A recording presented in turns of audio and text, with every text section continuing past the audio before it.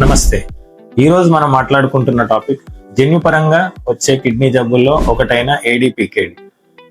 ఏడీపీకేడి ఏంటి అంటే autosomal dominant polycystic kidney disease.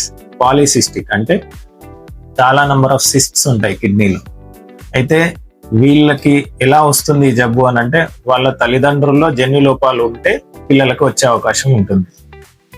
దీంట్లో మోస్ట్ కామన్ ఏడీపీకేడి. ఇలాంటివి వేరే రకాలు కూడా ఉంటాయి, కానీ 90% ఆఫ్ ద కేసెస్ మాత్రం ఏడీపీకేడి వల్ల అవుతాయి.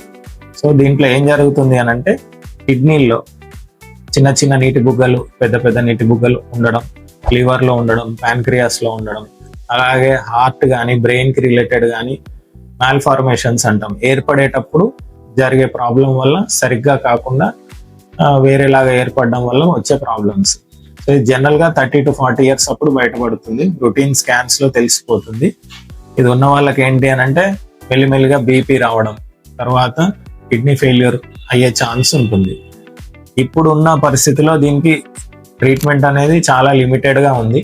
కొన్ని మెడిసిన్స్ ఉన్నాయి, బట్ ఏదైనా సరే దాన్ని కంప్లీట్ గా కరెక్ట్ చేయలేము. సో దీంట్లో తీసుకోవాల్సిన జాగ్రత్తలు అనేవి చాలా ఇంపార్టెంట్. సో బీపీ తక్కువ ఉండడానికి మనం చేసే ప్రయత్నాలు చేయాలి. సో ఉప్పు తగ్గించుకోవడం, నాన్ వెజ్ తగ్గించుకోవడం, రెగ్యులర్ గా కిడ్నీ చెకప్ చేసుకోవడం, వెయిట్ అనేది మెయింటైన్ చేయడం, ఇది ఇంపార్టెంట్.